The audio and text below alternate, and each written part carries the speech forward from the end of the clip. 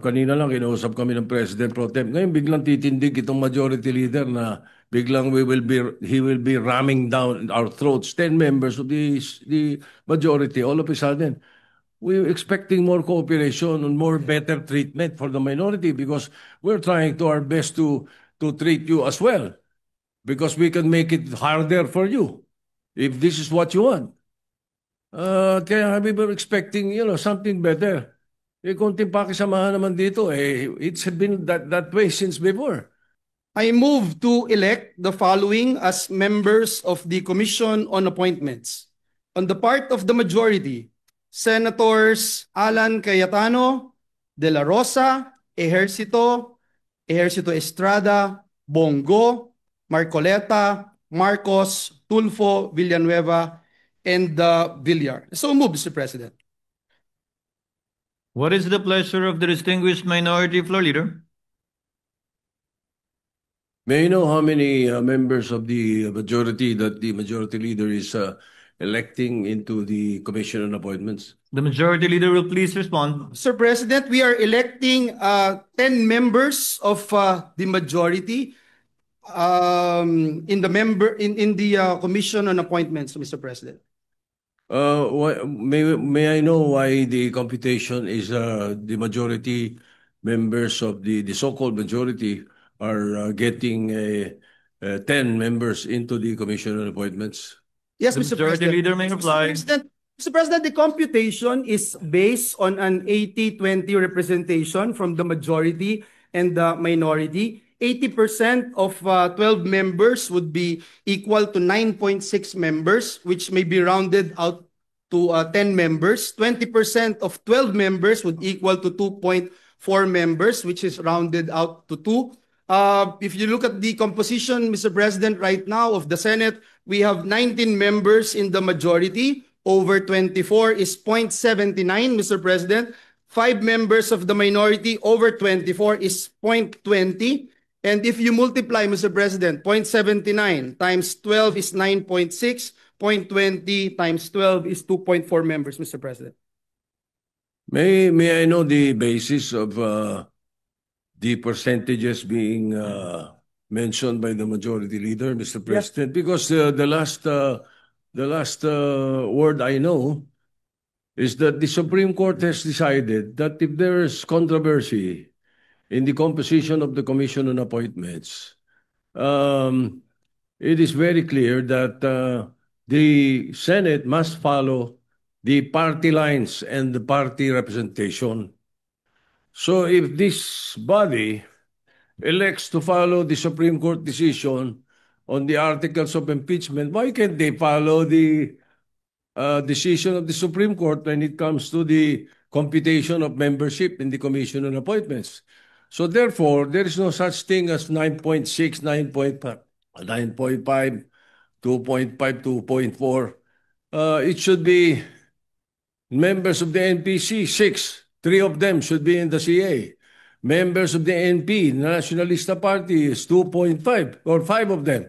So therefore, 2.5, 2.5 should be in the Commission on Appointments. And then the rest are single members of each party, and therefore they could talk to the other members so that their 0.5 can be a total of 1%, 1 for each representation. There are easily 11. Oh, no, the PDP has 3 members. PDP Laban has 3 members, Senator Bongo and Senator De La Rosa and Senator Robin Padilla. So their representation in the CA should be 1.5. Right now, I'm already hearing Senator Bongo and Senator De La Rosa as members of the CA. What about the other members? What about their political parties? I think this should not be the case to be followed, Mr. President. That the whim of the majority or the whim of the numbers shall prevail. I don't think so. We should follow the rule then, if that is the case. We have been discussing this with Senator Estrada Senator Villanueva has tried to talk to me about it. What we're saying is that we could come up with a formula that will also jibe with the Supreme Court decision. If I may, So why all of a sudden coming up with something like this, and then coming up with so percentages that an economist could not even understand? Mr. President, if I may. Before recognizing the Honorable Zubiri, Chair would like to recognize first the Majority Floor Leader. Thank you very much, Mr. President. Mr. President, we put on record that we submit to the statements made by our minority leader that it should be based from the Supreme Court's decisions, Mr. President.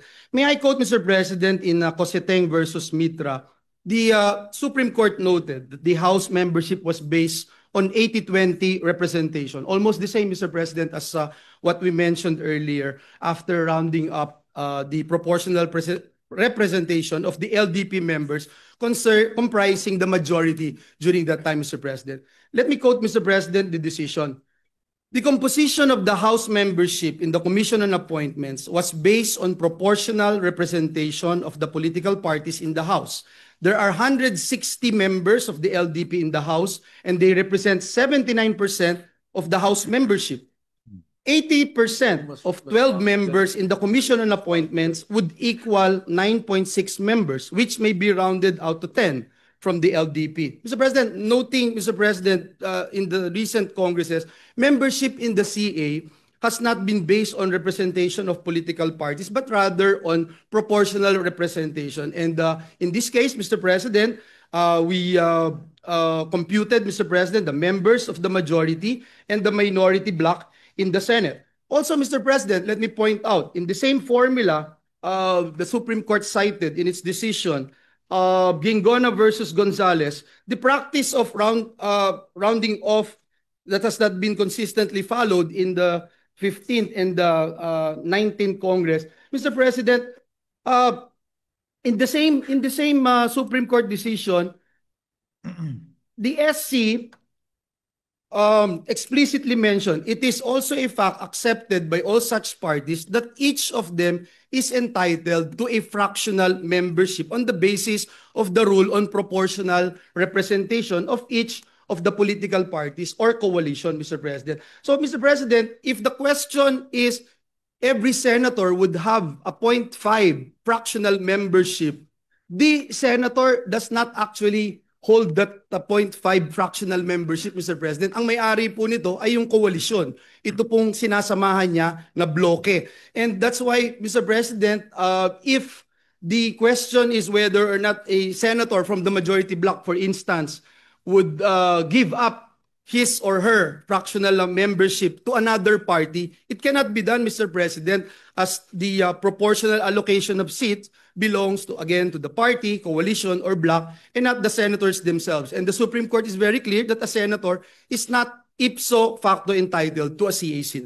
I submit, Mr. President, and lastly, Mr. President, again, may I be allowed to mention this, in the Gingona resolution issued by the Supreme Court, let me quote, respondents, however, accepted the fact that for the purpose of determining the proportional representatives of each political party to the Commission on Appointments, the basis thereof, Mr. President, the basis thereof is the actual number of members of each political party at the time of election of the members of the Commission on Appointments in the Senate. And that's why, Mr. President, even though this representation is moving for this particular motion, Mr. President, this representation would submit to the wisdom, collective wisdom of the members of this institution. I submit, Mr. President.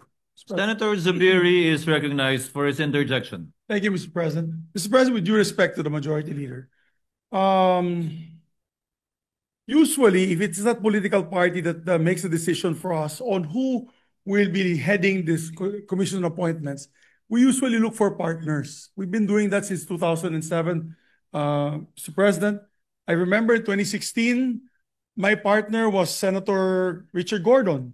And he allowed me to take my seat in the CA actually for almost 2 terms, or two Congresses, which is the 6th, 17th, and 18th Congresses.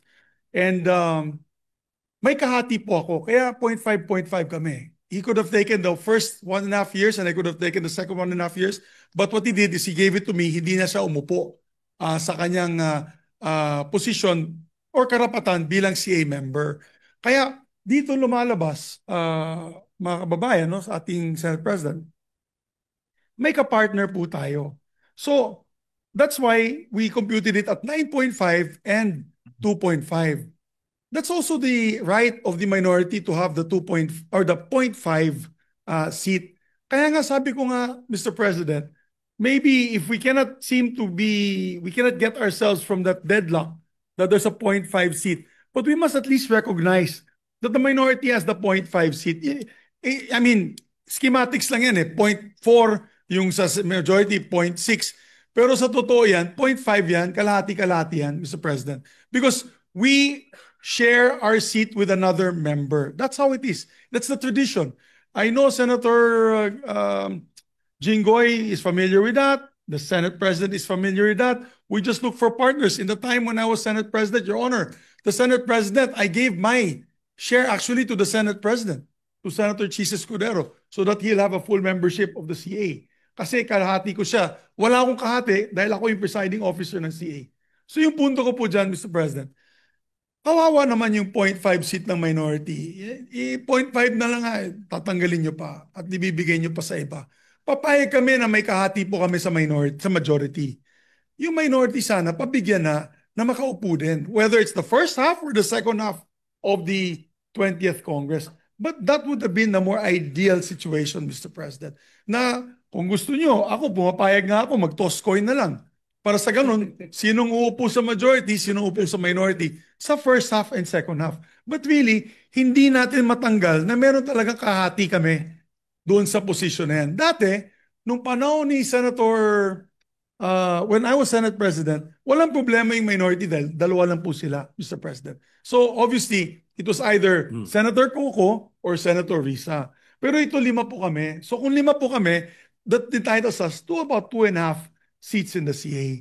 So yan lang pong apela natin, that by tradition, we don't have any problem like this because naghahanap po tayo na kahati. Kung wala po tayong kahati, di toss coin na lang po yung kalahati. Sinong upo muna at sinong upo huli. Pero you cannot rob us from that 0.5 right of us to be able to sit in the Commission on Appointments. Mr. President. Noted. With the permission of the minority leader, I am sorry I took his time. The remarks of the gentleman is noted. Mr. President. The minority leader is recognized. Thank you, Mr. President.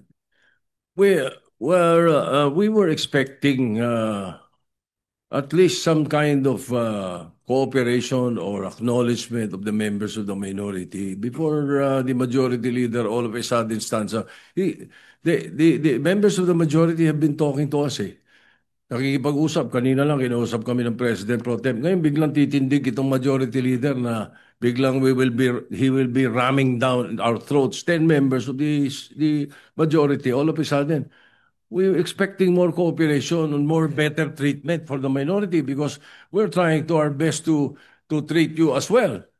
Because we can make it harder for you if this is what you want. Kaya we were expecting, something better. Konting pakisamahan naman dito. It's been that way since before. Pero kung ganyan ang gagawin natin, kasi the other members of the majority should know that ano lang to it's a matter of party representation And if we do that, if we follow the party representation, simpleng-simple 6 NPCs, 3 upo. They decide sino 3. 2 po ang 5 ang Nationalista Party, 2.5. So may bakanting 0.5.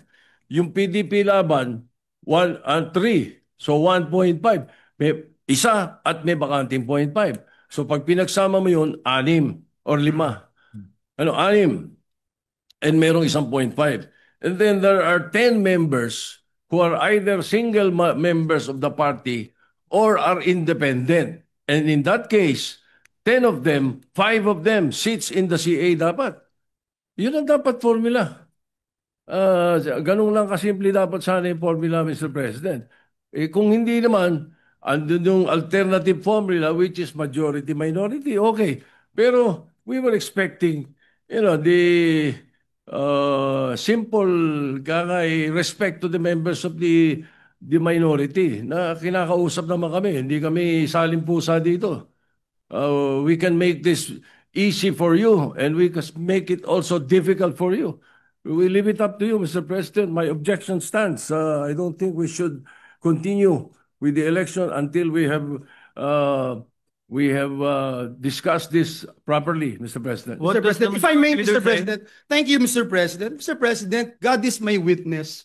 And we have been talking to the members of the minority. The minority leader even mentioned that we were talking to him, Mr. President, and the members of the minority. Senator Mig Zubiri, Senator Lauren Legarda is also aware of this for quite some time before the lull, Mr. President, during the order of business. Our Senate President Pro Temp again reiterated our request and our intention to actually move for this motion because, Mr. President, under the Constitution, the CA shall be constituted within 30 days after the Senate and the HOR shall have been organized with the election of the Senate President and the Speaker of the House. The Senate was organized, Mr. President, July 28. Therefore, Mr. President, the Commission on Appointments must be constituted not later than August 27. And that's next week, Mr. President, and we still have to issue notices, etc. Now, Mr. President, on the statements, and I sincerely respect our former Senate President, Mig Zubiri.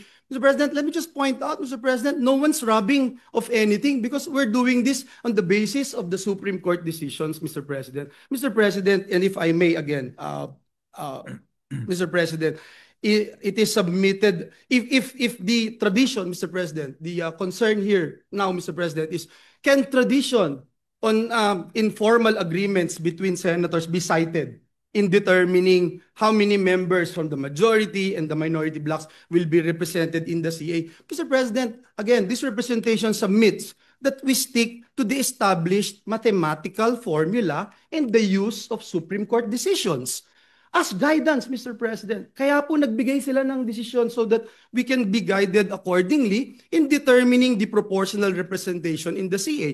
In the SC resolution, again, Mr. President, on Gingona versus Gonzales, the court said, no practice or tradition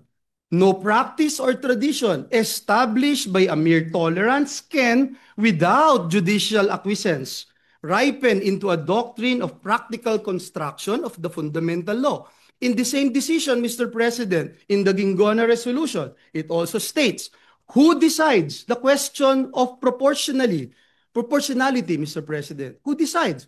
The power to choose who among them will sit as members of the Commission on Appointments belong to the Senate, Mr. President. And that's why, Mr. President, even this representation who made that motion will submit to the decision of every member of the Senate. And furthermore, Mr. President, in the Coseteng versus Mitra, the Supreme Court again pointed out the other political parties or groups, and I quote, other political parties or groups in the House, such as petitioners, kaiba, which is presumably the member also with the coalition majority. Ang sabi po ng Supreme Court, are bound by the majority's choices. Mr. President, last but not the least, as much as we wanted to entertain the idea of coin tossing, Mr. President. My sister won in the mayoralty election in Bukawi by coin toss, Mr. President. But we have no precedence on this matter, Mr. President. And again, let me submit for the record that the Supreme Court provided us guidelines with all due respect to our colleagues, especially in the minority. Thank you, Mr. The President. minority leaders Yes, recognize. thank you, Mr. President. The Gingona versus Gonzales issue should be the prevailing, not the Mitra or Coseteng versus Mitra, as mentioned earlier by the majority leader. The interpretation of Constitution Article 6, Section 1, Section 18 is very clear. Basis of proportional representation from political parties and party organizations. Ang linaw nun eh.